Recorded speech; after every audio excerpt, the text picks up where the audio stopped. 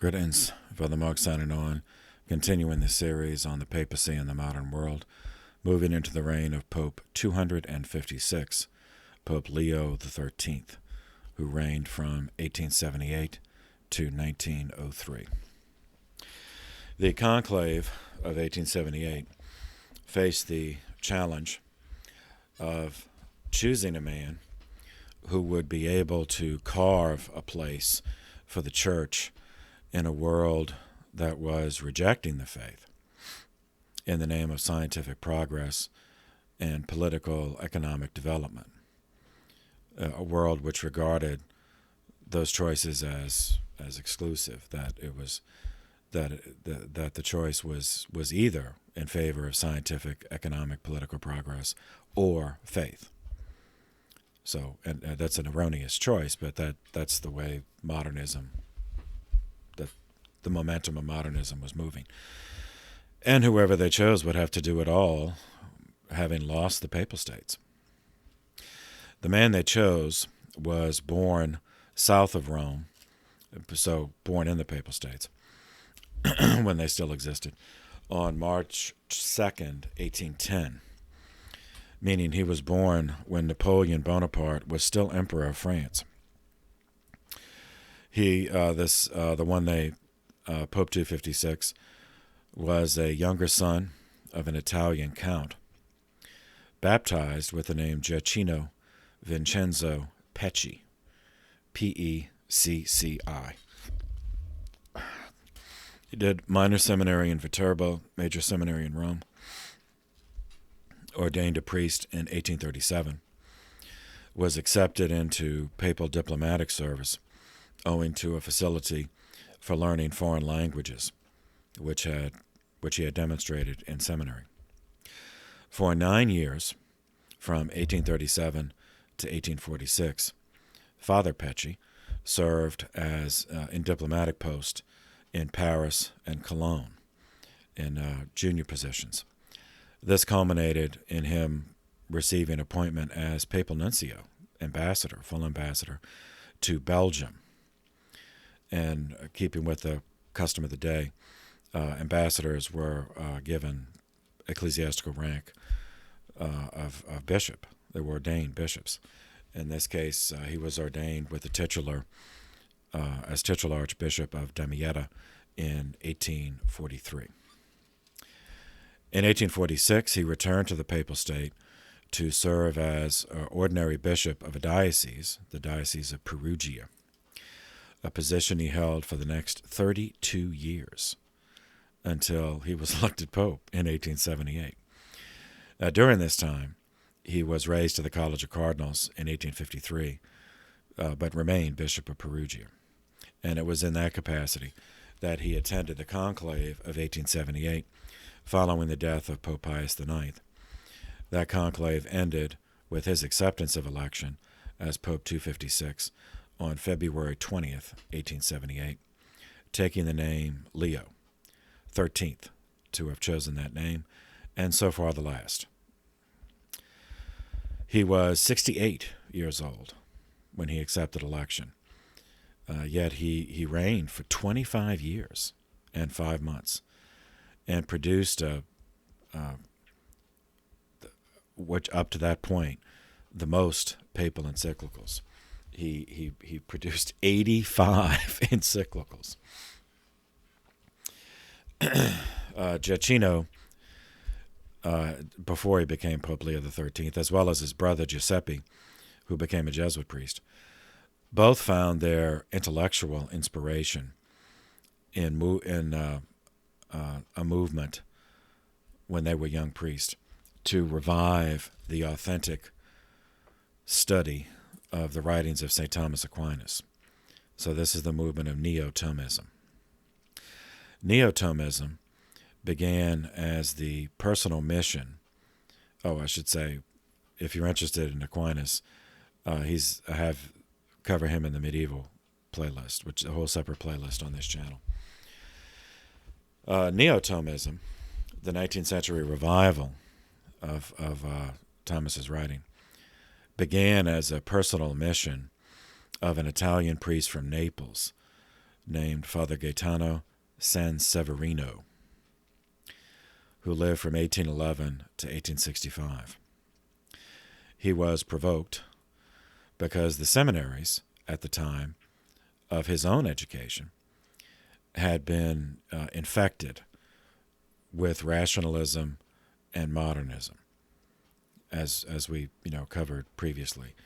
And these are, the characteristic pattern was a parasitic pattern of and dishonest, fundamentally dishonest. So these were seminary faculties as well as faculties of allegedly Catholic schools and universities, where the faculty, including priests, would parasite off the church, meaning making their living off the church, yet actively teaching theology or misteaching, presenting, actively subverting authentic Catholic theology by mockery and by teaching the rationalist and modernist prejudices against Catholic theology instead of actually teaching Catholic theology. And these, for reasons we've covered previously, these intellectual movements in aggregate, rationalism and modernism, were not reconcilable with Catholic tradition, with Catholic theology, because of their shared foundational bias and supposition that faith and reason must be separated, that reason is a protection against faith. Faith is not to be trusted. And we covered that way back in the beginning of this playlist as a reaction to the wars of religion. So nevertheless, these attitudes, these biases, these prejudices had crept into the clergy through the seminaries and among Catholic laity through Catholic schools. Not all of them, but where faculties had been malformed in this way. And they crept in because of hierarchical neglect and frustration with the apparent irrelevance of the church in the industrial age. So there was, in some cases, there was intent, there was malice, forethought, and intent in all of this. Those who actively went into the church this way, with this attitude. But then there were others who were just frustrated, whatever the family might have sent them into the church, and following a pattern we've covered, many, many times. Guys who did not have a genuine vocation, but the family sent them into the church. And in previous ages, some would have just accepted it, just as marriages were arranged and just, lived their lives. But then they look in this, especially in this period where we are now, moving into we passed the midpoint of the 19th century, moving towards the 20th. The advances of the industrial age and the technological advances accompanied by the political and economic changes was marginalizing the church. And that, because of the suppositions of rationalism and modernism, that faith and reason had to be, like you had to choose. You either had to be a person of faith or you had to be a person of reason. And the momentum was moving, even though that's a false choice. I mean, the Catholic way, the authentic Catholic way, is seeing faith and reason as a unity. Because there's only one truth that comes from God. And, but anyway, the modernist bias is to artificially separate those two. And so they looked and so they had a crisis of confidence and saw their own tradition. They just internalized the lies and the misrepresentation of Catholicism as being something benighted and backward and medieval and irrelevant.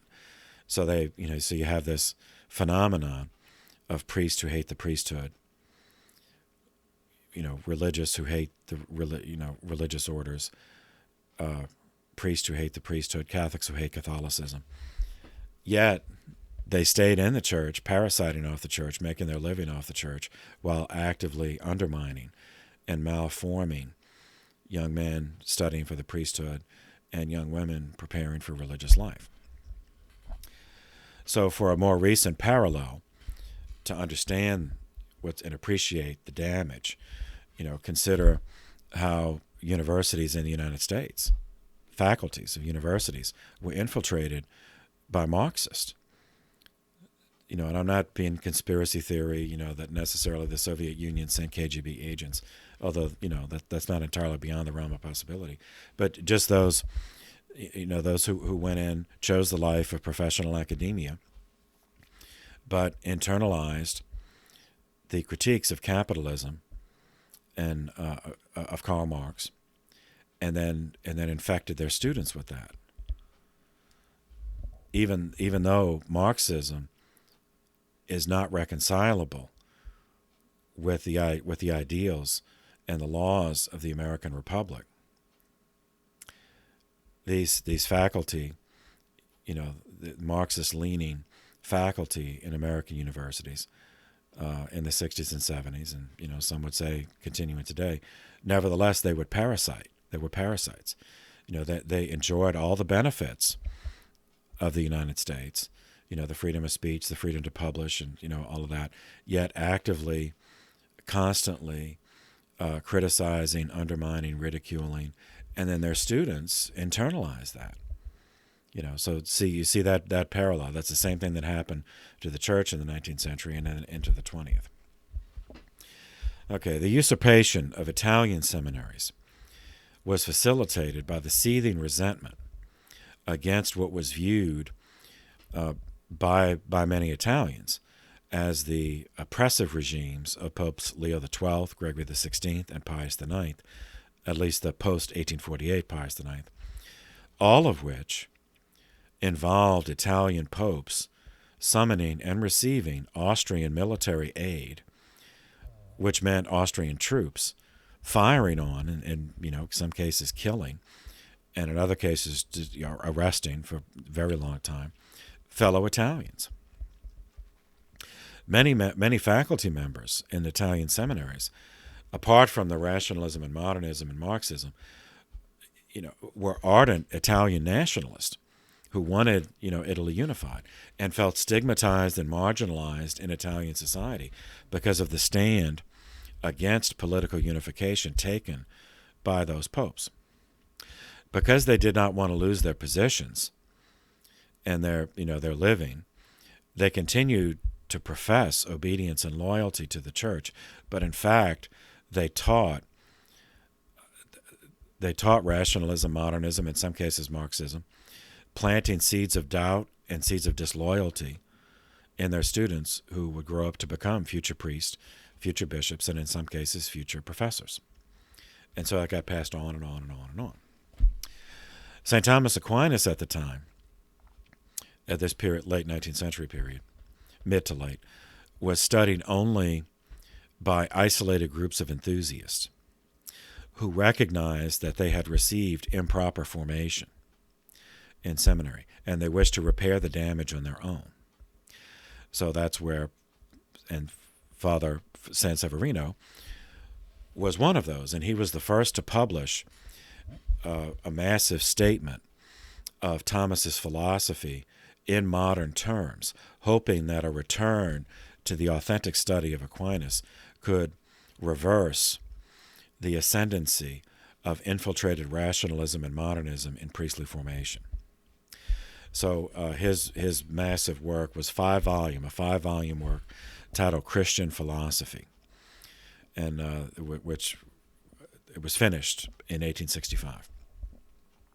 So the Pecci brothers, the one who became Leo XIII, as well as his brother, who stayed a Jesuit priest, were part of this informal clerical underground of enthusiasts, and drawn to Thomas's insistence on the unity of faith and reason as a method, but not only as a method, just as a statement of reality, that there is only one God. And our faculty, our ability to have faith, and our ability to reason, that those both come from God. So the truth ascertained by faith and the truth ascertained by reason ultimately cannot contradict, because there's only one truth. So apparent contradictions, which certainly exist, but that just means we have to study more. and until we see, we perceive the fullness of the truth. As Bishop of Perugia, Bishop Pecci, the future Leo XIII, was in a position to make Aquinas the basis of priestly formation in his diocese. This intellectual approach also characterized his later papal policy, and so Thomism would suffused his papal documents.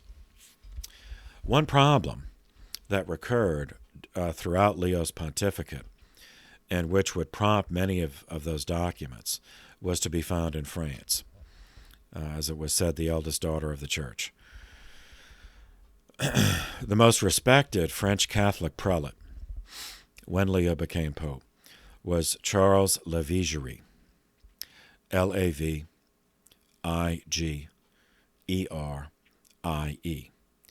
Cardinal Archbishop of, he was Cardinal Archbishop of Algeria, so I'll give you his biography. Charles Levigeri was born in France in 1825 into a devout family of the French upper class. He studied for the priesthood at Saint-Sulpice in Paris and was there, still a seminarian, when the city erupted into the Revolution of 1848, which, as we covered previously, included the murder of the Archbishop of Paris, Archbishop Offray, as well as many priests who tried to intervene and stop the fighting. Levigeri was ordained a priest for the Archdiocese of Paris in the following year, 1849. Just as Frederick Ozanam, whom we covered previously in the reign of Pope Gregory XVI, perceived and came to his social action vocation after seeing the savage suppression of workers, of a worker strike in Lyon in 1833. So also this experience of 1848 permanently instilled in Levigeri the belief that the Church must do something to alleviate the suffering of the poor. Otherwise, the Marxists would win, and class warfare would destroy civilization.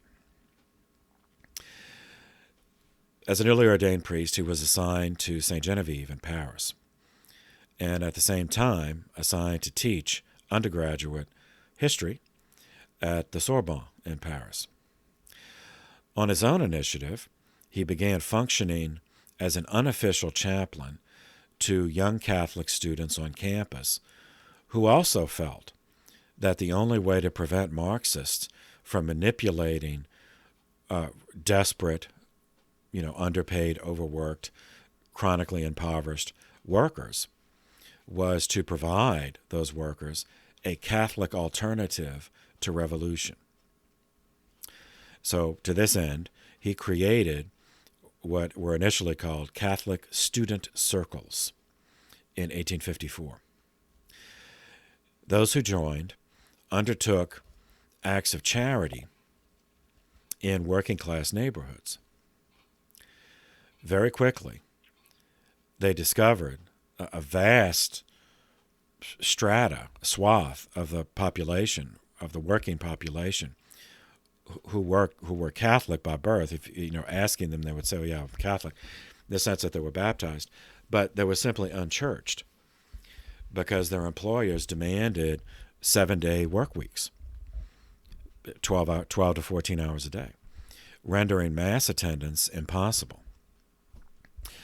Levigeri convinced himself that it was an inherited bias from his family, because his family were conservative Catholic monarchists. But this just solidified in his mind that France needed a restored Catholic monarchy, because a Catholic monarch, Levigeri believed in his idealized vision of what a Catholic monarch should be, would have paternal feelings for his people, which factory owners did not, and therefore the king therefore would allow the Church full scope for social action in the realm, to promote legitimate reforms, to foster church life and family life, meaning Sundays off, and reasonable hours of labor during the week, so that a guy who's working could still, play with his kids, have some time for family life. Levigeri, as he grew, he had one of these guys. There's some undefinable elements with guys who make history, and one of them is just personality, for lack of a better word. He had a very engaging personality. He had a presence about him. He had obvious sincerity. So he attracted to him a small, numerically small in terms of the percentage of the population at the Sorbonne, but still dedicated, a group of young students, idealistic young students, who were inspired by his plan. Now, in the realm, they were not alone in being monarchists. There were many others who felt that way too. Powerful members of that group, powerful Catholic monarchists, used their influence to bring Levigeri to the attention of the Holy See.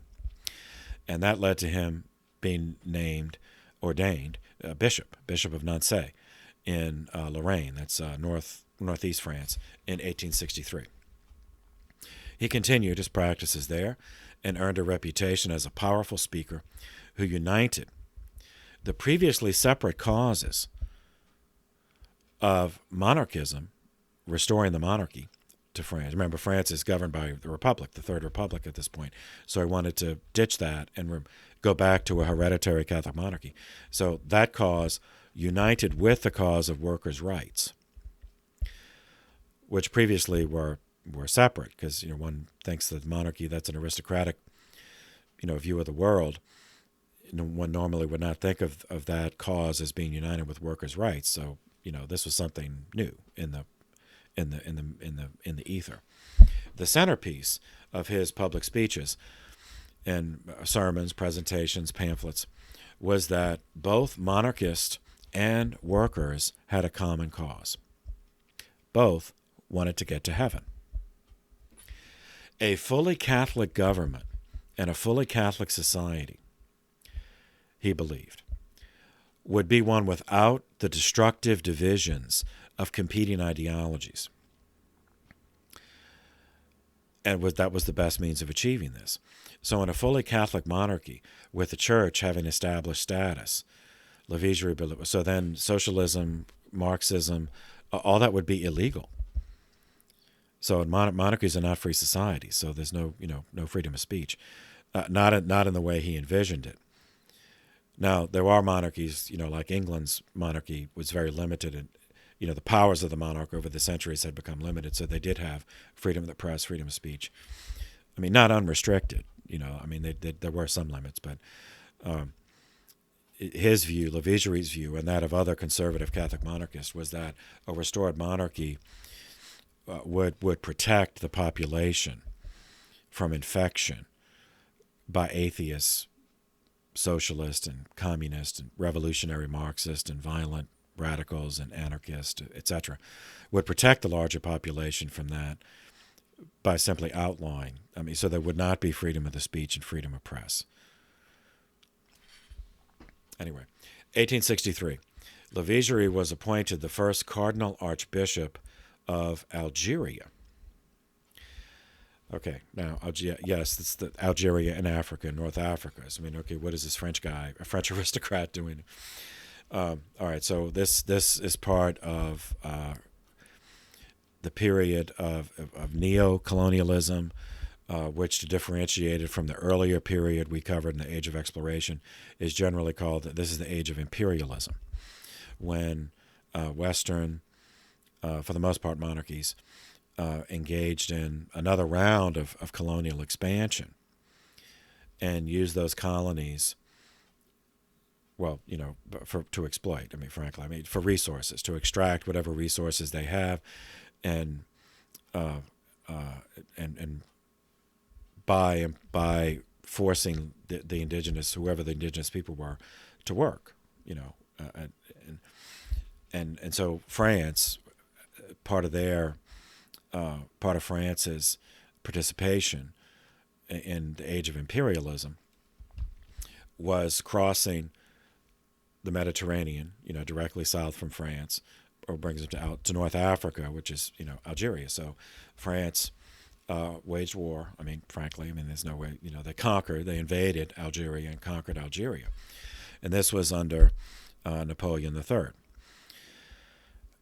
And so it's part of France. So that means that the church is going to, because Algeria was, of course, a Muslim country since North Africa was conquered from the Roman Empire. But previously in the Roman Empire, it had been Catholic because we converted the Roman Empire from within. But since then, it was Muslim. So Levigeri was appointed there, and he arrived in the midst of a humanitarian disaster. The Algerians did not surrender their country without a fight. That left thousands of children homeless orphans. Now, these children were primarily Muslim, of course. But Levigeri regarded this as an opportunity to make them Catholic. To facilitate this, he established a new religious society called the Missionaries of Our Lady of Africa and Algeria. Conventionally, they're referred to as the White Fathers and the White Sisters. Now, this refers to the garb. Their religious habit was white instead of black, owing to the intense heat of the region. Though they also were Caucasian initially, so initially, I know we're all obsessed with race, but initially it did not refer to that. It referred to their so instead of like black, wearing they would wear white. One one of those young students, devout French Catholic student who grew up to be a devout, Catholic layman, who was inspired by Levigeri, was a member of the aristocracy, the French aristocracy, and was a passionate monarchist. His father was a count, so when his father died, he inherited the title.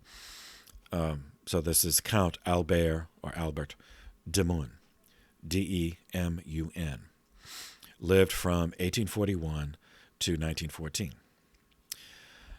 Demun met Father Levigeri at the Sorbonne, joined the Catholic student circle, which Levigeri established there.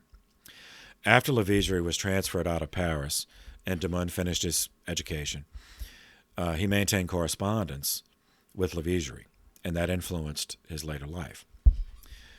Meanwhile, when Demun finished his college, he followed the traditional path of a firstborn French aristocrat and entered the army, automatically an officer, of course. In another interesting historical connection with Levigeri, Demun was part of the expedition of the invasion, the French invasion, which conquered Algeria and added it to the French colonial empire. And now Demun did that while Levigeri was still serving in France as Bishop of Nancy. But then, then they kind of switched. Anyway, so time passed, and Demun was still in the army during the Franco-Prussian War and endured the humiliation of Napoleon III's surrender of the French army to the Prussians at the Battle of Sedan in 1870. And that was followed by, as we covered previously, the Paris Commune, when the Marxists took over the government of the city of Paris. Demun at the time was an officer of cavalry. He led one of the detachments of troops sent to liberate the city of Paris from the Marxist revolutionaries who had taken control of the city. And in French history, they're called the communards instead of communists, but that there were. When Demun, along with the rest of the French officer corps, learned that the communards had murdered the Archbishop Darboy of Paris, along with 73 other hostages of both clergy and aristocracy, Demun he lost it. He went ballistic. He led his men in a horrific slaughter in the city of Paris, and it was a madness. He later admitted it was a madness, which most of the French army at the time, fell into, and we covered that already. But when it was done, Demun was overwhelmed with remorse, feeling certain that many who died in the overthrow of the commune were just innocent victims, just caught in the trap. They could not escape. When the Second French Empire, that of Napoleon III, was replaced by the Third Republic in 1871, de Mun resigned his commission in the army rather than serve a republic. He then devoted him. I mean, he didn't need to work for a living. He was he had an income, so he was independently wealthy. He devoted himself to the cause of social reform. Just as Ozanam earlier and Levigeri, he reached the same conclusion, that the Paris Commune was only possible because so many workers and unemployed had been radicalized by desperation, constantly working, constantly in a state of exhaustion, no time for family life, no time for religious life, chronically underpaid, malnourished, and no hope. I mean, there was no end to it. There was no retirement plan. There was, you just work till you die, or work until you can't work anymore, and then you're fired, and then you starve to death, and then you die. I mean, so that he said, "Oh, okay, this is just going to keep happening. Like we're giving the Marxist recruits because we're not offering these people any viable alternative, except just work till you die, and never have enough." So, borrowing Levigeri's idea of a Catholic student circle, de Mun created and promoted Catholic workers' circles, beginning in 1875. He traveled around to visit business owners who were Catholic. Now, he had his own biases, so he would not stoop to converse with non-Catholics. But he visited businesses owned by Catholics, and in France, many of them were, at least culturally Catholic. And he told them his story.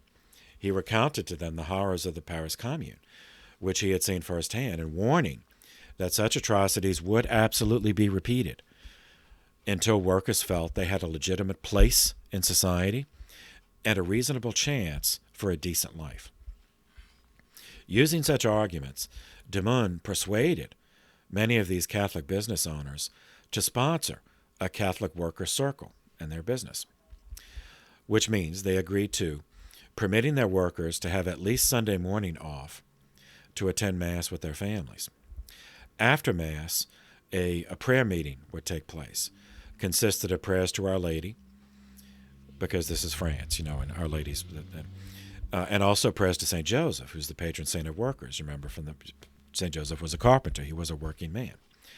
And then the meeting would conclude with food, refreshments, and socializing.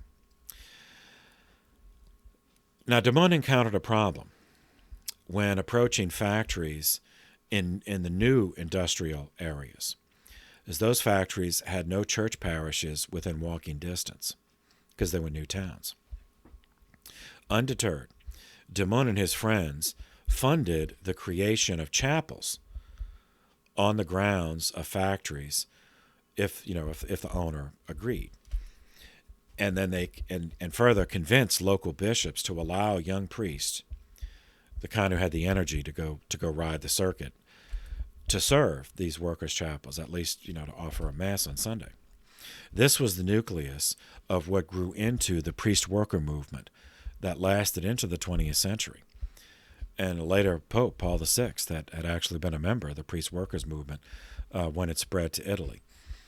Now, later, it ended up getting condemned because the Marxists, infiltrated this, because that's just what they do. Communists infiltrate this.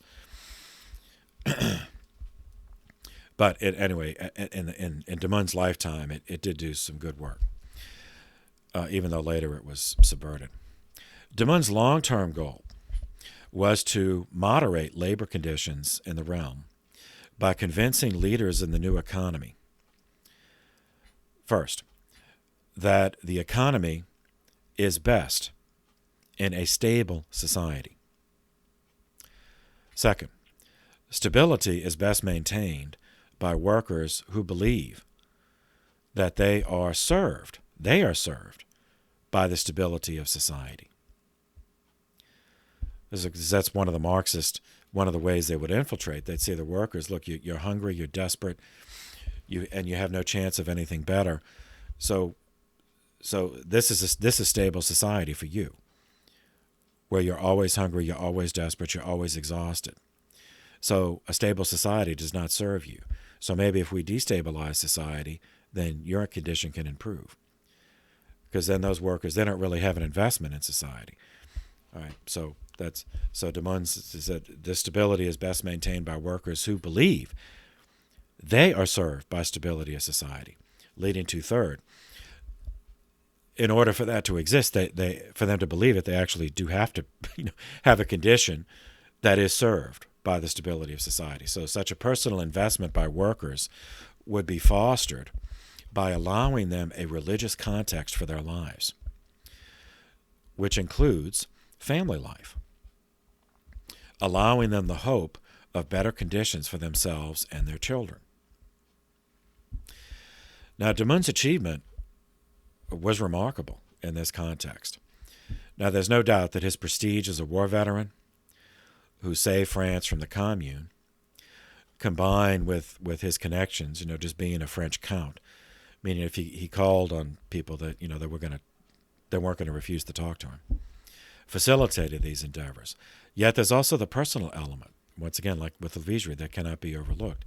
His resolute effort, his personal sincerity, his personal investment, as well as the prudence, the prudential, that it was a clearly defined strategy, a very reasonable course of action, very limited, objective, concrete. So, we're not asking you to save the world because that's too abstract. Just very, very limited, very concrete. So, time off for Sunday Mass, then afterwards a prayer meeting, followed by food. So the families can have some social time programmed into their life within a religious and that's it. So very clearly concrete, reasonable, limited, attainable objectives.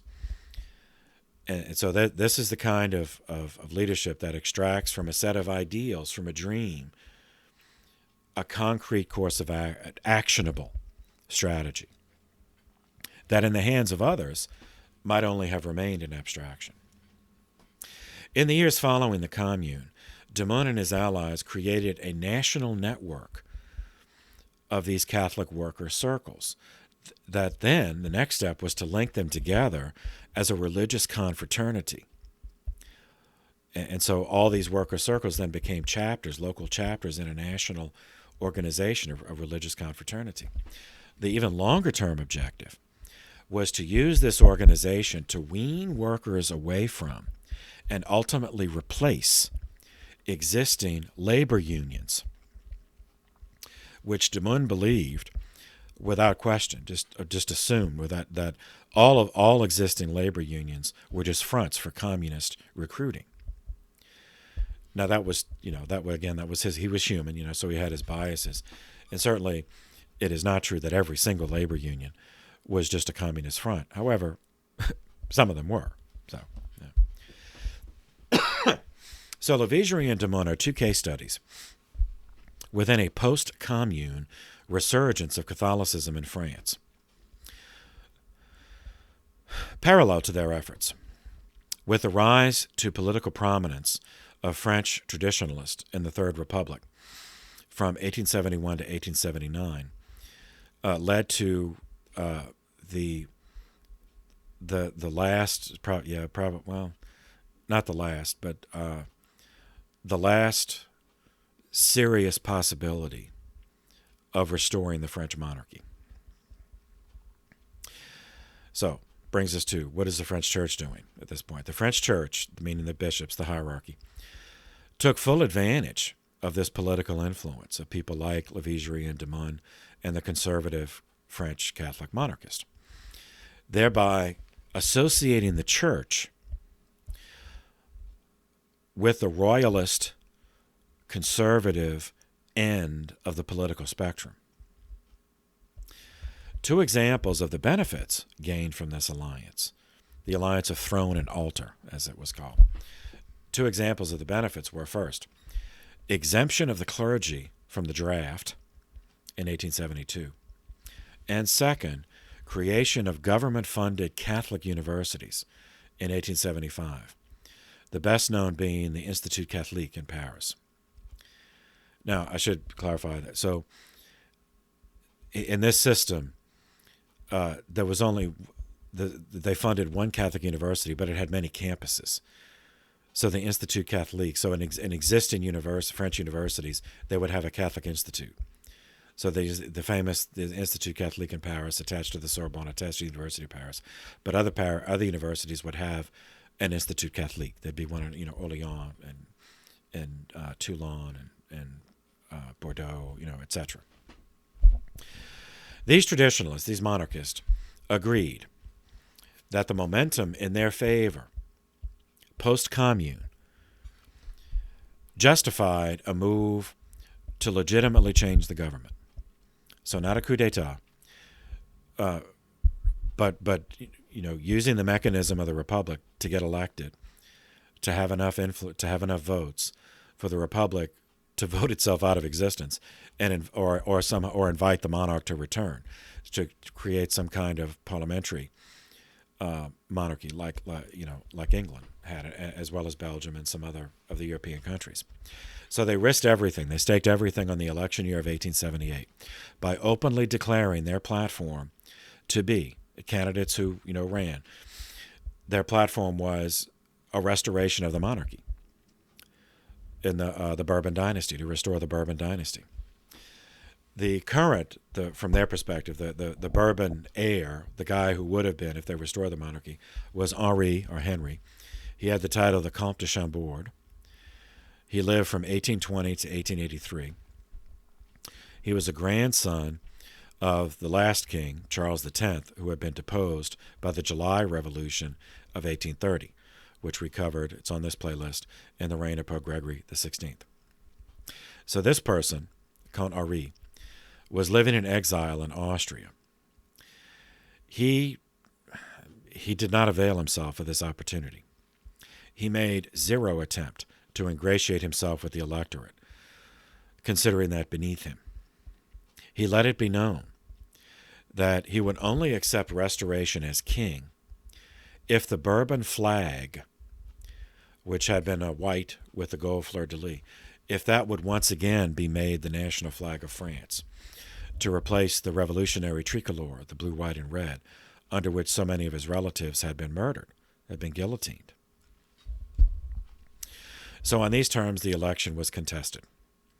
On one side, the other side, the Republican, now I should say, in this Republican in this context, that has nothing to do at all with the Republican Party as it exists in the United States. Republican in this European context just means those who favored a secular republic as a form of government. So with that definition, the Republican Industrial Socialist Alliance presented themselves as the only hope for France's future against these reactionary monarchists, while those monarchists presented themselves as the only hope to protect France from the atrocities of another commune, which had,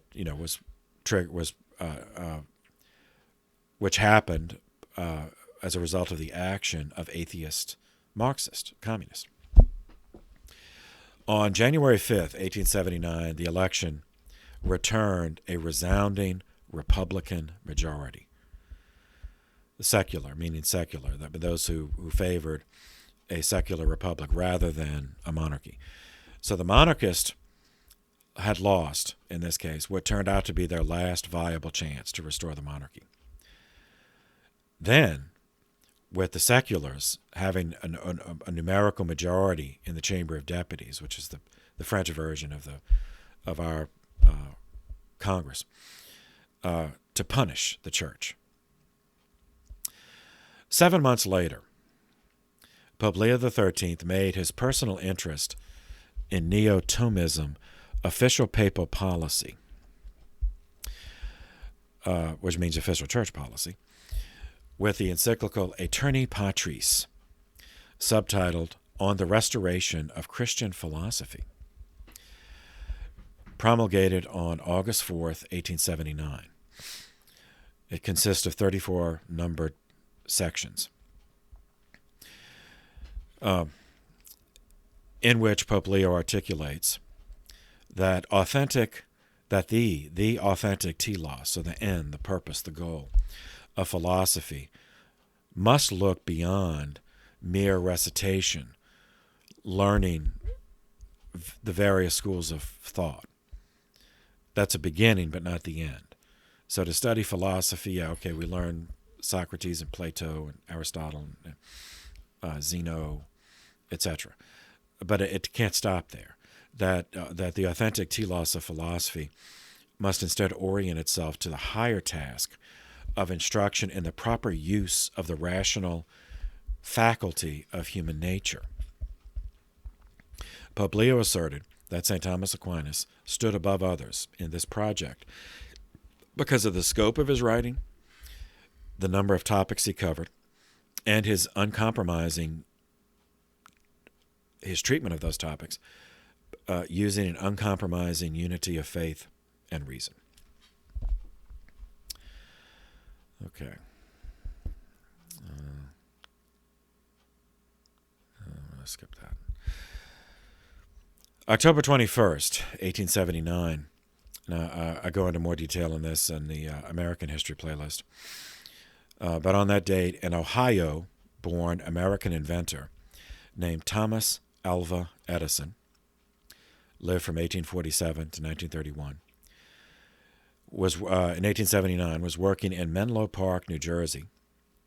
He mounted a scorched cotton thread in the center of a spherical glass case, removed the air to create a vacuum, preventing oxidation of the thread, then ran an electric current through the thread, and the thread luminesced for 40 continuous hours. In this way, the light bulb was invented, and history changed. Back to France. June 29th, 1880. The opening salvo of the legislative agenda by the secularist-controlled French Third Republic began to punish the church for having sided with the monarchist after the Commune. So on that date, the legislature, the Chamber of Deputies, voted to expel the Jesuits from their schools. So here we go again, and then, of course, steal them. Pope Leo hoped to achieve a working relationship with the Third Republic. So for the moment, he chose to officially ignore this violation of the Concordat.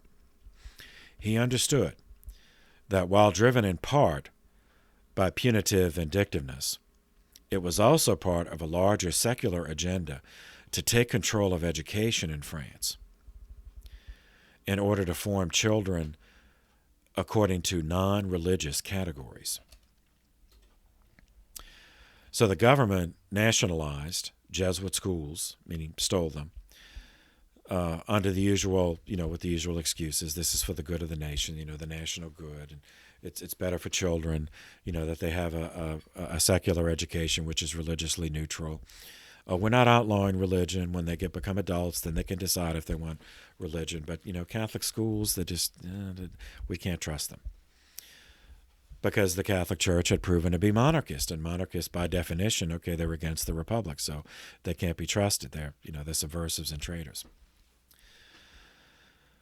Only 3 months later, Pope Leo XIII issued the first encyclical dealing with spiritual theology, titled Grande Munus, meaning great duty. It was on Saints Cyril and Methodius, promulgated on September 30th, 1880, consisting of 21 numbered sections. Its immediate purpose was to create a feast for the saints on the calendar of the Universal Church. At the time, the feast was assigned to July 5th. Later, it was moved to February 14th, the date of St. Cyril's death, and July 5th became the feast of St. Anthony Sicaria. In addition, Leo wished to make a public declaration of openness to the increasingly secular governments of the West, not just France. I mean, he was focusing on France, because France was still officially a Catholic country. There was still a concordat with the church, but this move toward secularism pervaded the West. And Saints Cyril and Methodius were, by their natures, figures of unity in terms of politics, culture, and ecumenism. Now, we covered them in the medieval course. Saint Cyril lived from 827 to 869, and his brother Methodius lived from 826 to 885. And they are the apostles to the Slavic peoples. Born in Thessalonica, Greece, the city where St. Paul wrote his letters to the Thessalonians. They were born into the Byzantine Empire, into a powerful family. Their father was a senator. But their mother, Maria, was a Slav who converted to Christianity. So they grew up learning Greek and Slavic languages together, which was a key to their success. And in their missions to Eastern Europe, which included Russia, as well as Moravia, Bohemia, the present-day Czech Republic, and parts of southern Poland, they translated the rituals of the church and even the scripture into the Slavic languages. And for that purpose, St. Cyril invented an alphabet, because the Greek alphabet was based on the Greek alphabet, but the Greek alphabet did not accurately render all of the phonemes of the Slavic languages. So using the Greek alphabet as a basis, he adjusted it to create what's still the Cyrillic alphabet.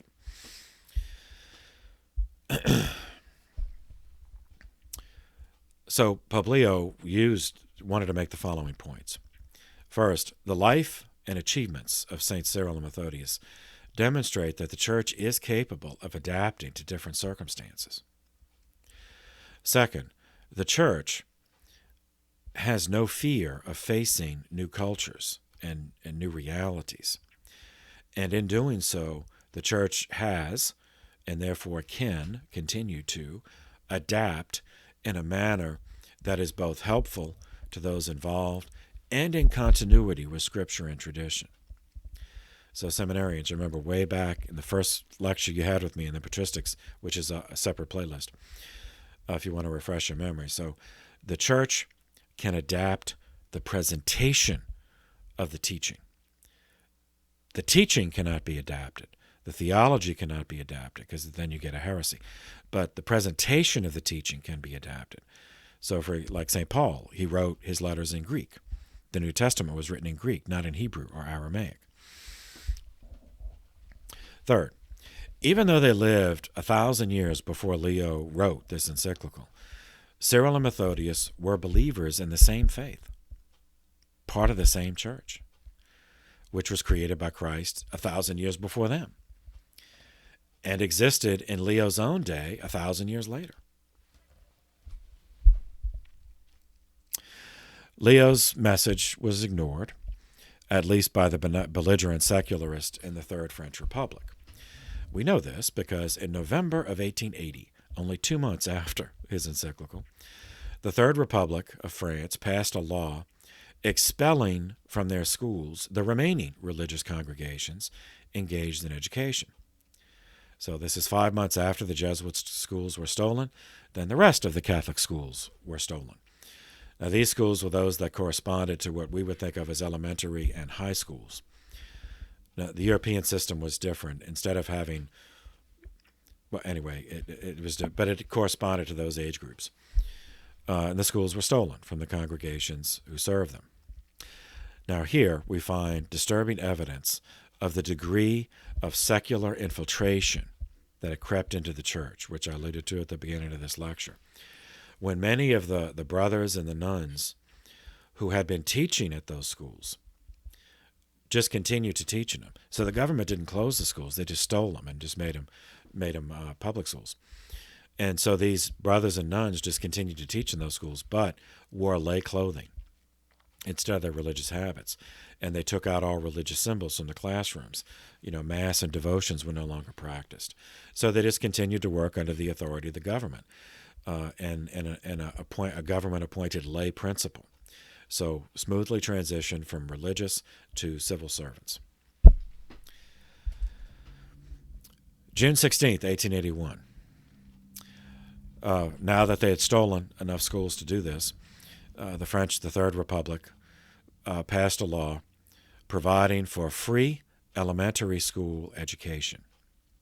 So free schools? Now, that's our own government plays this game too. So there's nothing free. The universe does not work that way. So when they say free, that means, okay, we're not going to charge a family tuition for sending your child there, but they're not free. If they're funded by the government, means they're funded by tax theft, which means everyone is paying for them. At this point, the good Count Albert de Mun re-enters our story.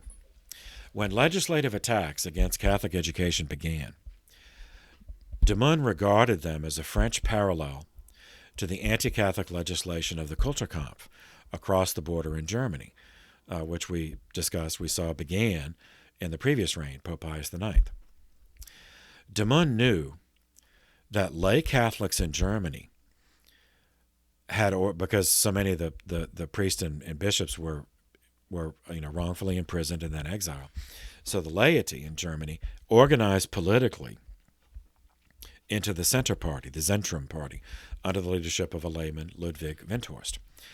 And successfully, it took them decades, but successfully combated and reversed, not all, but much of the Kulturkampf anti-Catholic legislation.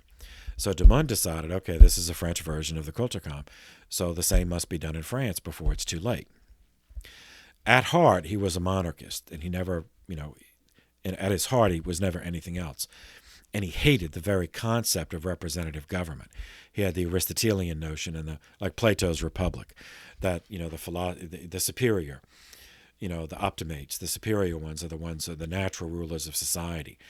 So just the idea that everyone should have a say or everyone should be represented, that was repugnant to him.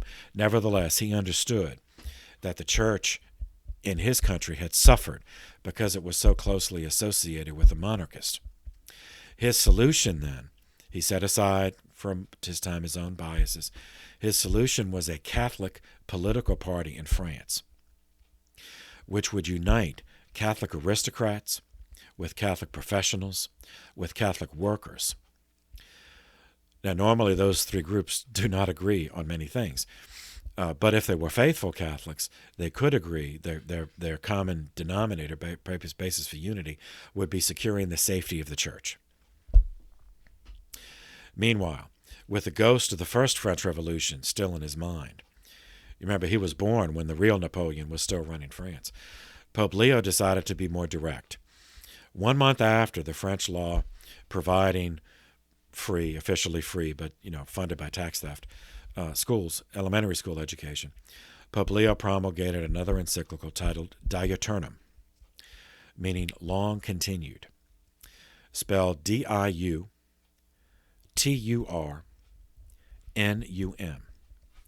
The subtitle, The Origin of Civil Power. Promulgated July 29, 1881. In it, Leo declared that the church was open to dealing with representative forms of government as long as they respected justice. Justice with a capital J. Now that the church, justice is a virtue in a Catholic theology, defined as giving to others what is their due. It differs from charity. Charity is giving to others more than is their due, because that's what Jesus did for us. But simple justice is giving that if a government, justice in terms of a government, would be giving to the people they serve what is their due. And this was huge. This is huge. This Die Eternum, it's not as well known as some later encyclicals like Rerum Novarum, but this came earlier and was a profound shift, from previous pontificates like Pius IX, especially Gregory XVI, and Leo XII. Remember, Gregory XVI actually condemned liberal Catholicism by name in 1832. So this is a huge change. And monarchists in France regarded this as a betrayal. Now, in retrospect, viewing are interpreting this as revealing that the church had only postured as being friends of the traditionalist and monarchist when the traditionalists controlled the Chamber of Deputies. But now that the Chamber of Deputies, the legislature, was controlled by seculars, they saw the church cynically switching sides, meaning in the minds of monarchists, Pope Leo XIII was never truly one of them.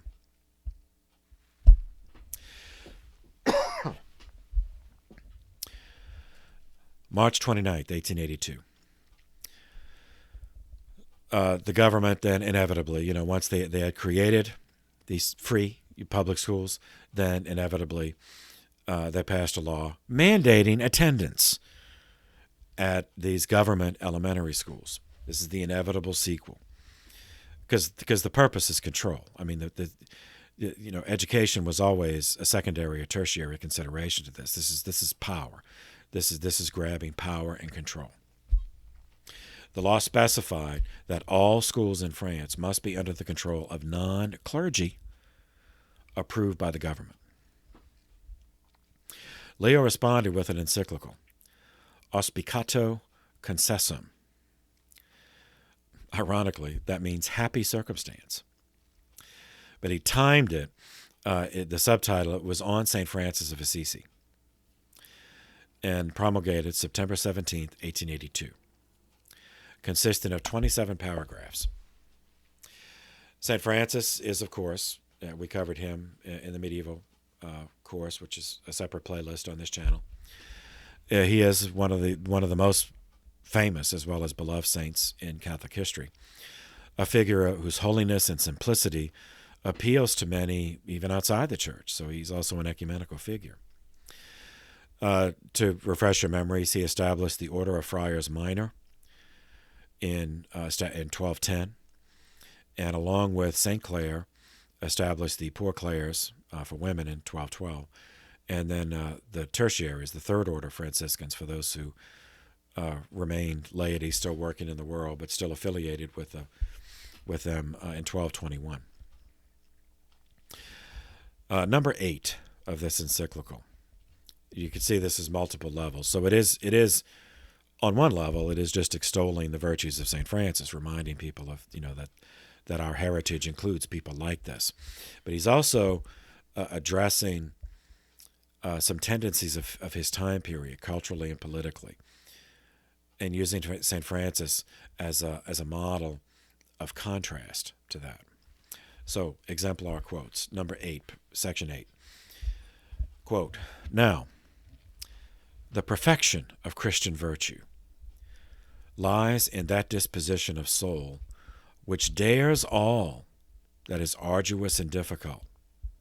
Its symbol is the cross, which those who would follow Jesus Christ must carry on their shoulder. The effects of this disposition are a heart detached from mortal things, complete self-control, and a gentle and resigned endurance of adversity. There was a dearth of such virtue in the 12th century, for too many among men, enslaved by the things of this world, either coveted madly honors and wealth, or lived a life of luxury and self-gratification. All power was centered in a few, and had almost become an instrument of oppression to the wretched and despised masses."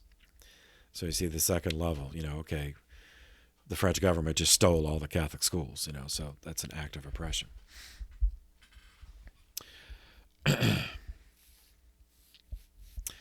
Leo offered similar spiritual guidance in another encyclical. Well, anyway, I'll skip that. You get the point. 1884. Back to the United States. A Maine-born, meaning born in the state of Maine, engineer. His father was American, his mother was British, but he was born in Maine. His name was Hiram Maxim, M-A-X-I-M. Lived from 1840 to 1916. In 1884, he designed a rifle with a multi-part barrel that moved like a piston, using the natural recoil from firing the bullet to provide the force needed to eject the spent cartridge and load another into the chamber. This automatic action rifle came to be referred to as, well, initially the Maxim gun, named for him, later the machine gun. Now that's a misnomer. I mean, it's not inaccurate, but it's all guns are, in a sense, machines, because they don't occur in nature, so they are manufactured. But the more accurate differentiation refers to the action, meaning how the bullet gets into the chamber and the projectile fired. Previous rifles were manual action or single action. So you fire, and in some cases you had to, like in the case of you had to physically put a bullet in. But even those that had multiple bullets, you had the bolt, the bolt action. So that's a manual. That's a bolt action. So you had to manually move the bolt back to eject the spent cartridge. Then the next bullet comes, and then you push the bolt in to put the next projectile in place, and then you're ready to fire. So that's either a single action or manual action.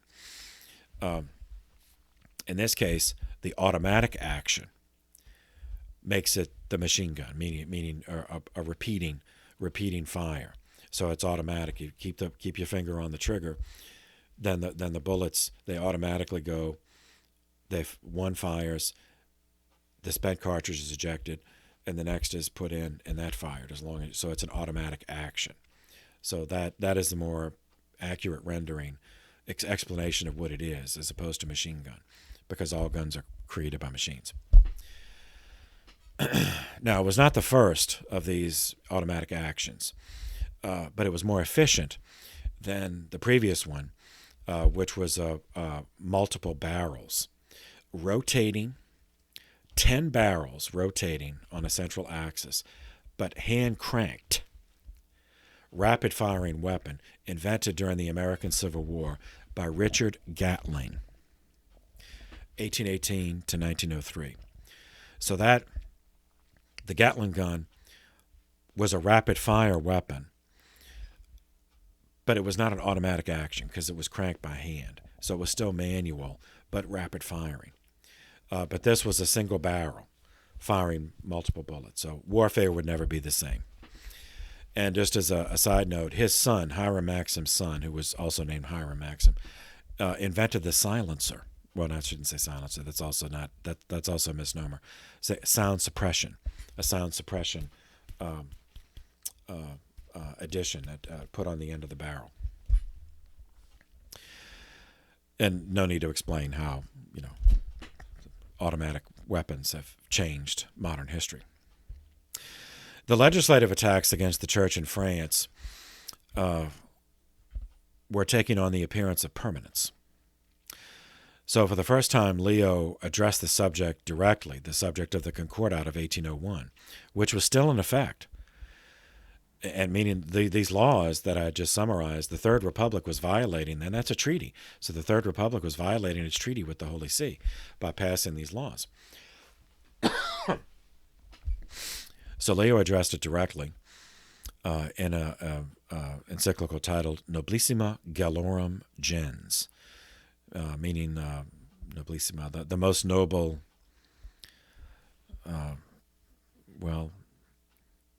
French nation, the most noble French people. Promulgated on February 8th, 1884. An exemplar quote from number 4. When, therefore, a solemn compact has been made between the sacred and the civil power, then it is as much the interest of the state as it is just that the compact should remain inviolate. Because, as each power has services to render to the other, a certain and reciprocal advantage is enjoyed and conferred by each. As a gesture of goodwill, in this same document, Leo developed and explained a policy of directing Catholics in France to cooperate with this same government, the Third Republic. Now, this policy of cooperation, ordering the Catholics in France to cooperate with this government, despite the government's passing these anti-Catholic laws, violating its treaty with the Church, came to be referred to by the French term the ralliement, meaning rallying around. So Leo's ordering the Catholics and letting it be known publicly that he is ordering Catholics to rally around the Third Republic, despite the actions against the Church taken by that republic. So it's spelled in the French word, if you want to Google it, R-A-L-L-E-I-M-E-N-T,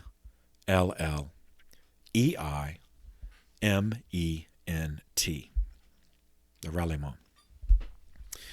Pope Leo hoped that this would soften the resentment of seculars against the Church for its post-commune alliance with traditionalists. Monarchists in France regarded this as naive, regarded Leo as naive at best and a traitor at worst. The gesture, predictably, was not taken in the spirit it was intended, as the anti-Catholic legislation continued, with the legalization of divorce by the Third French Republic on July 24th, 1884, only 5 months later. Meanwhile, the good Count Albert de Mun had pursued his strategy of transforming the alliances he made domestically in promoting the Catholic Workers' Circle.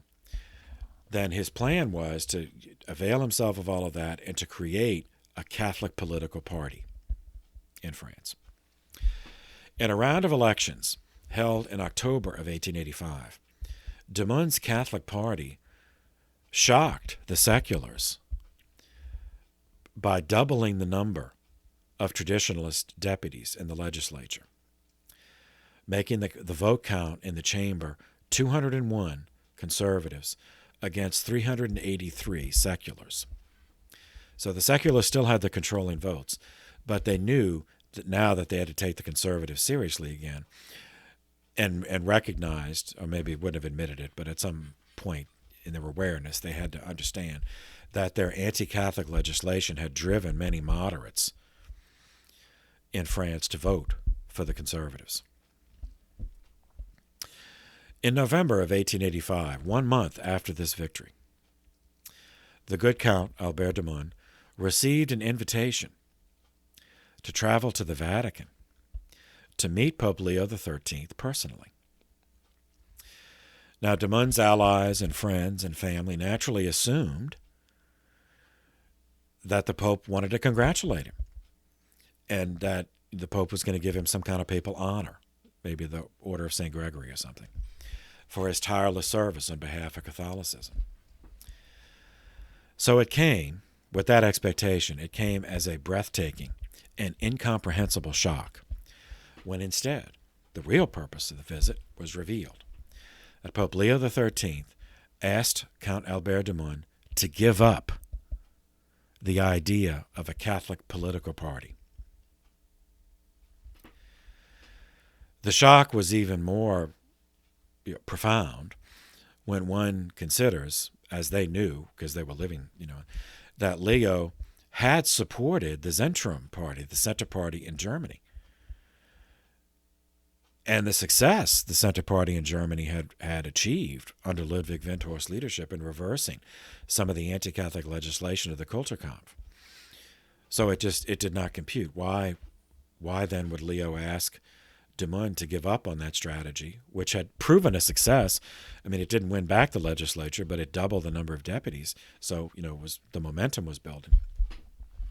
Okay, Leo's reasons were as follows. First, the situations were different in Germany and France. Germany had not been a Catholic country since the Protestant movement of the 16th century.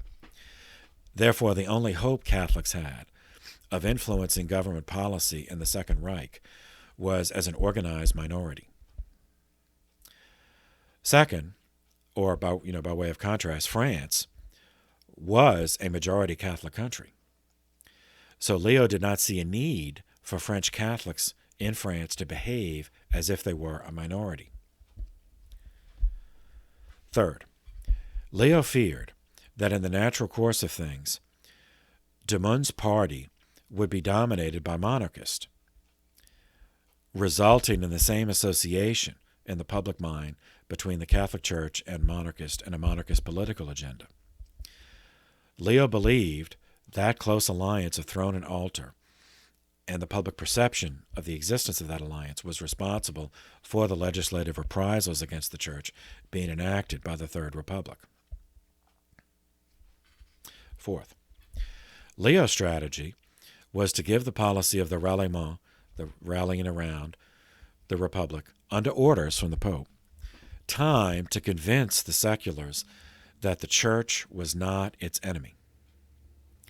The seculars would assume that any party led by Count Albert de Mun, because everybody knew who he was, they would assume that such a party under his leadership would seek a restoration of the monarchy, as was attempted by de Mun and others, even, it was before the party existed, but at least their allies, which they had attempted in 1878. So Leo regarded de Mun's activities as counterproductive and undermining his policy of the ralliement. And to be fair to Leo, that is exactly what de Mun wanted. I mean, if he had achieved the majority, then he would have moved. I mean, he would have considered that the culmination of his life's work to restore a hereditary Catholic monarchy to France. So Leo was not completely wrong in these assumptions. And to be fair to de Mun, he was not hiding that. I mean, everybody knew where he stood on things. So, but so you imagine, so Leo is telling Count de Mun this. Now, every instinct led de Mun to believe that Leo was making a terrible mistake. So what do you think he's going to do? Now, later, certainly in the 20th century, 21st century, whenever a pope says something that someone doesn't, he's old and he's stupid and he's out of touch, and, well, my conscience says he's wrong, therefore I can do what I want. But in the 19th century, remember de Mun's background. He was raised in a conservative, Catholic, pious, devout, monarchist family, had a history as an army officer, and he was an ultramontane. I mean, he was an authentic traditionalist and conservative. So when the Pope told him to do something, even though he personally believed it was a mistake, he submitted. He gave in. That takes a lot to do that. I mean, all the work this guy had done to build up this Catholic party, and having seen it succeed, and not take over the government, but double the number of deputies in the chamber. And then with that, he thought, okay, we can increase and then overturn these anti-Catholic laws. But the Pope asked him to step aside, so he did. In the same month as that heart-rending meeting with de Mun, Leo promulgated another encyclical, systematically putting forward a teaching of political theology, meaning on the relationship between the church and the state, titled Immortale Dei, which means immortal thing of God. Yeah, the immortale, yeah. I mean, idiomatically, an immortal thing created by God, but the word create is not in there. Anyway, but the subtitle explains on the Christian constitution of states. Now, in this case, Constitution is a broader term that we think of. I mean, as Americans, we think of the Constitution as a single document, which in our context it is. But he's saying Constitution in more of a sense, just like Constitution in the way, so stitia means standing, so Constitution means standing with. So what are all the elements that stand together to create a state? November 1st, 1885. And seminarians, this is cited in the Catechism, numbers 1898 and 2105. An exemplar quote from number 6. As a consequence, the state, constituted as it is clearly bound to act upon the manifold and weighty duties linking it to God by the public profession of religion. Nature and reason, which command every individual devoutly to worship God in holiness, because we belong to him and must return to him, since from him we came, binds also the civil community by a like law. End quote. So what concerned Leo most at this point was the removal of control of education from the church, the theft of Catholic schools, in violation of the Concordat of 1801. To Leo's mind, it was irrational to teach a plurality of value systems in public schools, because there is only one truth. So, for example, to teach Christianity and socialism side by side, as if there was some kind of equivalence, as if there were just, okay, they're two, equally valid value systems, would to Leo's mind be as irrational as teaching on Monday that a rose bush is a plant, then on Tuesday teaching that a rose bush is an animal, and then on Wednesday teaching that a rose bush is actually a giant insect. For the same reason, he believed, or connected to a corollary to this reasoning, is his belief that error has no claim to protection. Error has no rights. Error has no claim to protection in a free press or in public discourse, because government support of erroneous beliefs, even if it's a negative support or a neutral support in the sense of not preventing it, within its society, serves to perpetuate a principle of confusion in that realm, and that principle of confusion can only harm right thinking. Meaning, diluting, subverting, distracting, or complicating the process of correct thinking. If from early childhood, which is now, since the government stole the Catholic schools, that's when so from their early childhood, teaching this plurality of values. Oh, okay, there's socialism, then there's capitalism, then there's, then there's atheism, and just teaching as if all of those were equally viable choices. To Leo's mind, that was actually harming society. Whereas the seculars were saying it's better for society for kids to know all of this, and then as adults they can make their own choice. Whereas Leo's view was, no, that's unnecessarily confusing them. So better to just teach them one thing that's right, which for Leo, of course, is Catholicism, rather than teach them there's multiple, clutter their mind with all these competing value systems, and then just expect them to pick the right one when they're adults. All right, now, of course, seculars reading this would see that as patronizing and condescending. And they, reading further, if they would read further on, they would come to number 32 and find this exemplar quote, which, of course, they used against the church. It reads as follows: "So, too, the liberty of thinking and of publishing, whatever each one likes, without any hindrance, is not in itself an advantage over which society can wisely rejoice. On the contrary, it is the fountainhead, it is the origin of many evils." All right, so keep this in mind in terms of Vatican II. It is essential background to understand why the document on religious freedom almost broke up the council.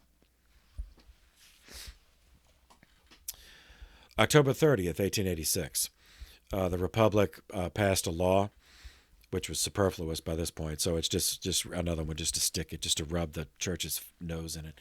A law officially laicizing the teaching profession. Now, we saw previously that a majority of the brothers and sisters engaged in education simply continued to teach in their old schools after the government theft, reporting to work in lay clothing and cease teaching religion. This law, in 1886, was an attempt to force them to leave their congregations altogether, which validated the cynicism of the monarchist in dismissing Leo's ralliement as a naive fantasy. September 1887. The first French Catholic trade union, labor union, was organized. Which brings us back to, of all people, the good Count Albert de Mun. As we saw, de Mun obeyed Leo's will in abandoning his plan for a Catholic political party. But Leo had not forbidden him to engage in public life. So de Mun then redirected the alliances he had already established and used them to create the last thing he would ever have expected himself to do, so it's actually de Mun who created the first French Catholic labor union. It was in continuity with the Catholic workers' circles in that it was nationally organized religious confraternity that sought to wean workers away from socialist and communist labor unions.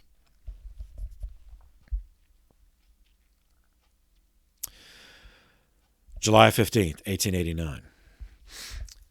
A law, still in France, the Third Republic passed a law mandating that all seminarians had to perform 1 year of military service. So this was at the end of philosophy before going into theology. So the way the European system was, so by contrast, so in the American system we have 4 years of high school,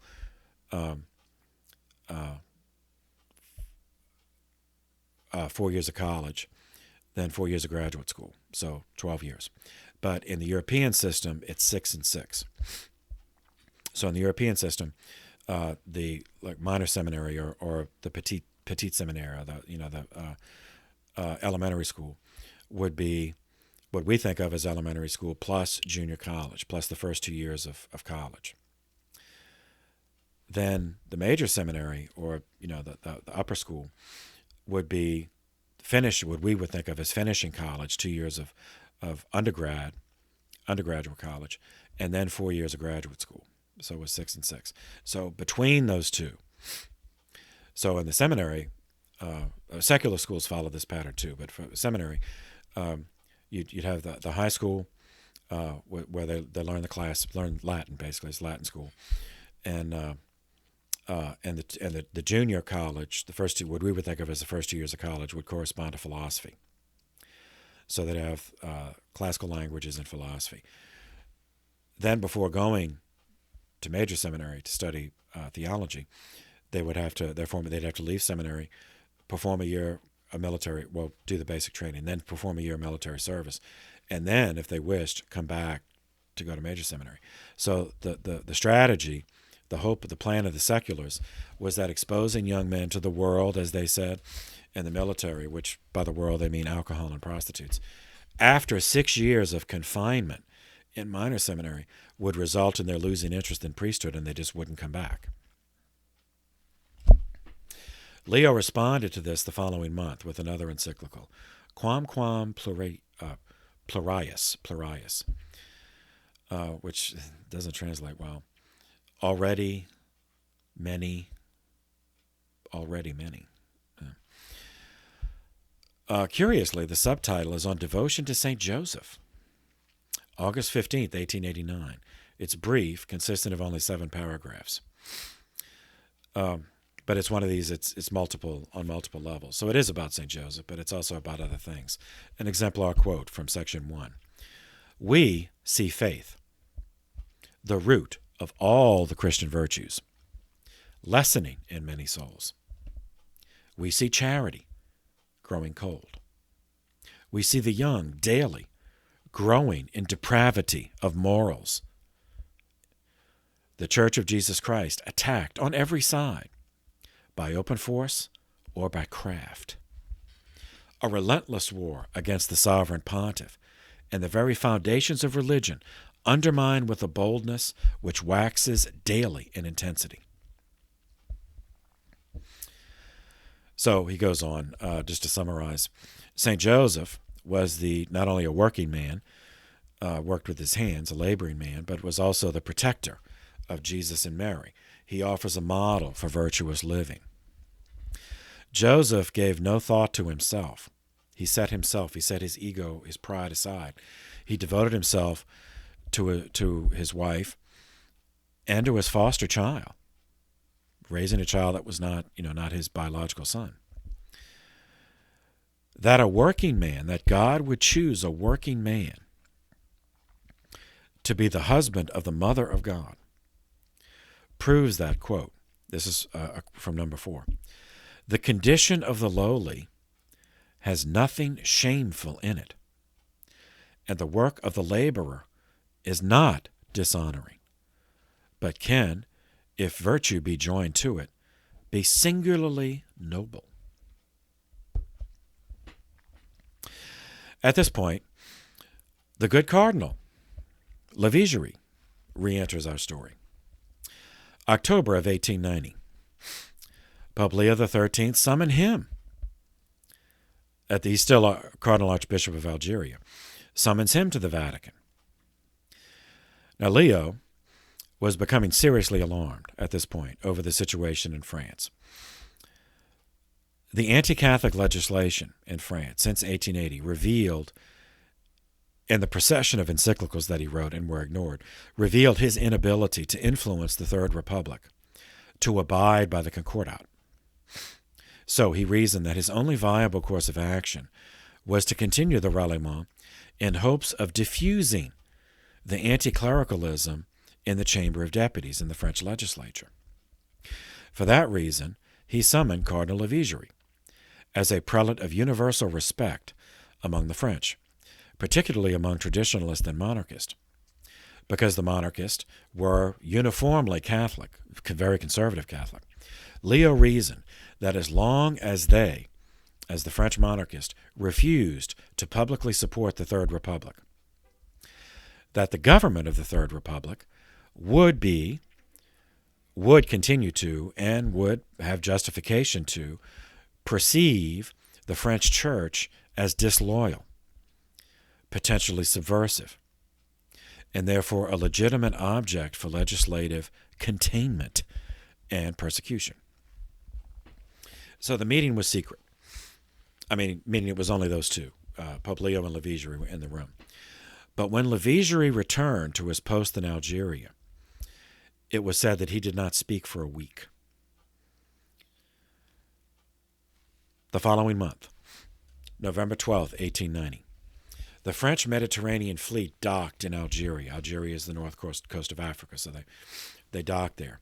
And as was the custom, Levigeri, as the ranking prelate, invited the officer corps of the fleet to a huge banquet in the Archbishop's palace.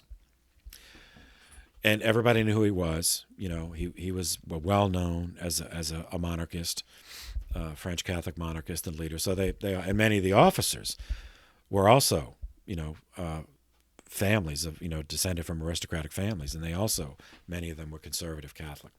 So of course they accepted the invitation. Well, they would have accepted anyway, but you know what I mean. But then they thought this was just, this was routine, which it was. But then something happened that was not routine. At this banquet, he uttered what French history books called the Algerian Toast.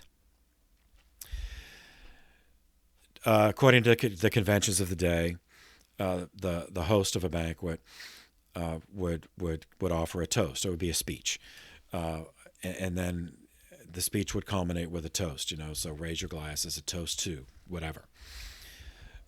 In the speech, he did his, customary. He praised the history of the French aristocracy and the honor and the glory of the French Navy, which they all expected, which would have been leading to a toast. Here a toast to the glory of France, or a toast to the fleet. But instead, at the end of his speech, he raised the glass and a toast.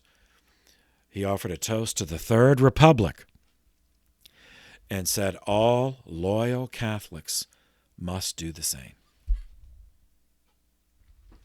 For a moment, there was dead silence of the sepulchre. Virtually the entire officer corps was descended from French aristocracy, all of whom counted ancestors who had been murdered in the name of the First Republic during the First French Revolution. So they just start looking at each other. Well, no. Did you hear him say that? No, he wouldn't say that. No. But when the shock settled, and they realized it it sunk in. Yes, he had actually said that. Then the hall erupted into cries of recrimination and anger. Most of them stormed out in protest, some of them in tears, as this man they had revered, in their eyes, had betrayed them. Levigeri never recovered from this. His own family disowned him, and his friends abandoned him, because, of course, they were all monarchists. He never once admitted that he was acting under the Pope's instructions, because that's what Leo told him to. Leo wanted people to believe that this famous Catholic monarchist was truly embracing the Republic. Even Cardinal de Mun, wrote to him. Of course, this was reported in the newspapers of the day. And when de Mun read the newspapers, he assumed that it was false. He assumed the newspapers had misrepresented what happened. So he wrote to Levigeri. He said, okay, tell me exactly what happened. I know they're lying. Then when I get the full story, then I'm going to go after him in the courts. De Mun was going to sue them for this. Because to the mind of a monarchist, one of their own, a monarchist, in giving a toast to the Republic, that was defamation of character. So he said, okay, you tell me what happened, and I'm going to go after him. I know you as a prelate, you can't sue, but I can. Levigeri never replied to de Mun's letter, because he would have had to lie to de Mun, which he wouldn't do, or he would have to admit that this whole thing was Leo's idea. And he couldn't do that because Leo told him not to. Levigeri died 2 years later. He had become a recluse. He died broken in health and spirit. After his death, Levigeri's priest in Algeria leaked the truth, and that got reported. Now, they despised Leo for what he had done. They blamed him for the cardinal's early death. He was only 66. So once this was reported, the truth that Levigeri had only done this on the Pope's orders, if anything, this made French Catholic monarchists hate Leo all the more for so misusing a guy they believed was a better man. For the rest of his pontificate, Leo's name was mud among French monarchists, and his policy of reconciling the Republic was a total failure. So it would be his successor, Pius X, who reaped the whirlwind over this. But we'll get to that with the official separation of church and state in France in 1905. In May of 1891, 5 months after the Algerian Toast, Pope Leo issued what is probably his most famous encyclical, Rerum Novarum, meaning of new things, dated May 15th, 1891. Substantial, 64 numbered sections. This was revolutionary in terms of papal documents, especially considering with previous papal pronouncements. However, taken in its context, it simply raised to the level of papal policy developments that began in the 1830s with the work of a layman like Frederick Ozanam, and it continued for the rest of the century under the leadership of like the German von Ketteler, who was a bishop, and German layman Ludwig Windthorst, as well as French like Cardinal Levigeri, Count de Mun. So it deals with labor rights, the rights of labor to organize. Say an exemplar quote from Section 2. It is no easy matter to define the relative rights and mutual duties of the rich and the poor, of capital and labor. And the danger lies in this, that crafty agitators are intent on making use of these differences of opinion to pervert men's judgments and to stir up the people to revolt. End quote. Okay, to summarize, Leo stipulated for the first time, the first time as a pope, that a pope stipulated this, that workers do have a right to organize to promote their interest. that it's not just a concession that a government makes, but that workers have a right to organize. But Catholic workers did not have a right to join unions that were governed by socialists, Marxists, atheists, Masons, those that promoted violence, because of their anti-religious bias. Second, Leo declared that workers have a right to a just wage. So that term right, that means justice, not charity. So they have a right, it is their due to have a just wage. And, correlatively, business owners have a duty to provide this just wage based on the virtue of justice, giving to each what is their due. Third, working conditions must be organized as a matter of the moral law, such that family life is possible for workers, meaning reasonable working hours so they have time at home, safe working conditions so they don't have needless injuries and death, and time to attend Mass on Sundays. To conservative minds, to monarchist minds, especially after all the legislative attacks by socialists in the legislature, this is just another mistake. Here he is again, Leo, just being naive, that allowing Catholic workers to unionize, to the monarchist mind, was nothing more than a concession to socialists and radicals, and therefore another sign of Catholic weakness, Catholic surrender.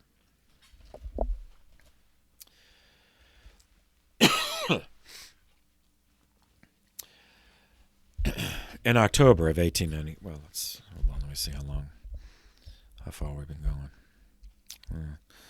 Okay. All right, we'll stop here.